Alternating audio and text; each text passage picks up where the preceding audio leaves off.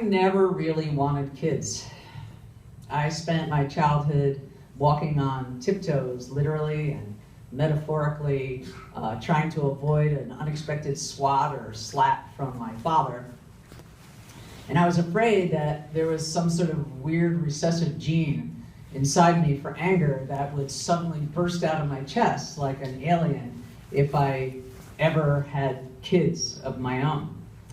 So not surprisingly, I had a love-hate relationship with my father, Arnold Katz. He had a good side. He was a hard worker. He made the family Sunday morning breakfast of eggs and pancakes every week, and he was very funny and a sort of legendary prankster. And in the many times he was in the hospital for heart-related issues, he pulled the same prank over and over. He would take the plastic urinal that they hook over the side of the hospital bed and fill it with apple juice. And then he would just lay in wait for someone to walk in the room, a nurse or his roommate, and then he would just casually drink. And then he would just laugh and laugh. He was the best audience for his own jokes throughout my life.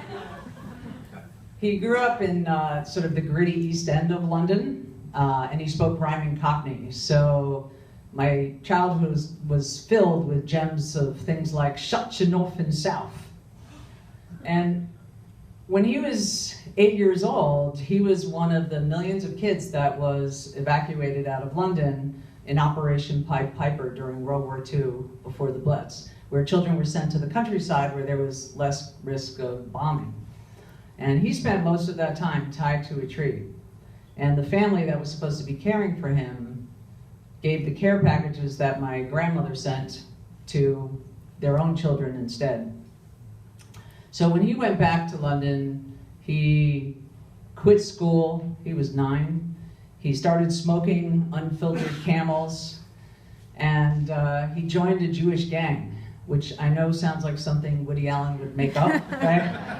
It's an oxymoron, but it's a real thing. And he also returned with an angry streak that had a lot to do with my childhood of walking on tiptoes. And when I was 30, I married my abstract expressionist painter husband, Larry. We'd met at Rutgers. He was the teaching assistant for my documentary photo class, and I thought he was super cool. He had this jet black hair and this improbable red mustache, and he wore bowling shoes and vintage Hawaiian shirts. And his apartment had AstroTurf instead of carpeting. I mean, this is cool stuff, right? And I told him straight up that I didn't want kids, and he didn't really either. He was the oldest of 5 and sort of had spent enough time caring for his siblings. But once we got married, the ticking of that mythical biological clock just overpowered our common sense, and bam, I was pregnant. And all of my alien fears were replaced with just this ecstatic, overwhelming joy. But several weeks into the pregnancy, I felt like a wetness in my jeans, and I looked down to see that I was covered in blood. And I was petrified. My doctor told me to lay on the ground with a bunch of pillows up under my butt and to get to the hospital as soon as I could. Larry came and put me in the back seat of the car, and I drove to the hospital crying and praying. The praying part is not something I had a lot of practice with, so I was winging it there.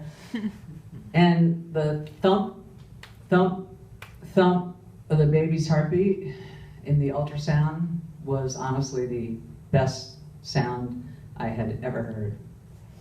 But now, because of the bleeding, I needed to be on strict bed rest.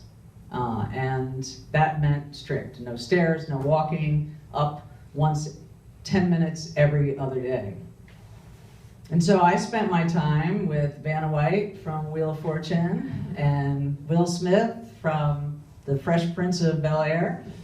And Larry would leave me a red and white plastic Coleman cooler full of ice and food when he went to work. And it just got incredibly lonely. And during that same time, my father was home on disability. By now he had had a triple bypass and several heart catheterizations.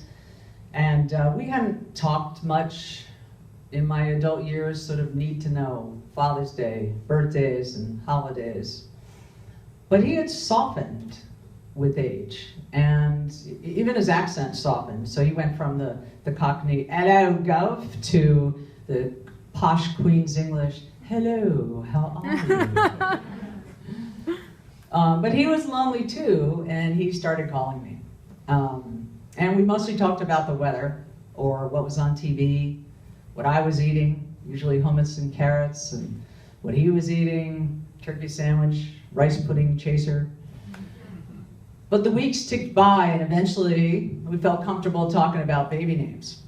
And Larry's parents had sent us this weird list of geographical baby names, like Houston and Tex. And so my father thought this was hilarious, and he would call every day to mock my in-laws with, how's Wyoming? How's Massachusetts? How's Montana? The weeks ticked by. How's Arizona? How's California? And then he got international. How's Croatia? How's Paris? It got so old, and I got so bored, but he never let that up. But we did get bored about talking about the weather, and eventually he started telling me some stories about my childhood. And then one day, out of the blue, he said, you know, I'm really sorry about that stuff that happened when you were a kid. And I said, what stuff? Even though I knew. And he said, you know, that stuff.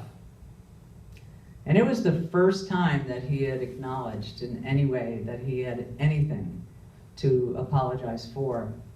And when I hung up the phone, I was simultaneously sad and embarrassed and grateful that this was a conversation that we needed to have, and it was finally beginning. And the next day he called, how's Florida?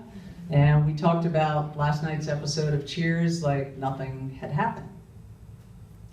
And then 2 days later, my dad died of a massive heart attack at the age of 59. And I realized then that we would never have that conversation, and that he would never meet this grandchild, his first granddaughter. And the family rabbi called to ask me to not attend my father's funeral because it might endanger the baby. And so I spent the day of my dad's funeral on my bed, surrounded by friends, and hugely pregnant and hugely saddened.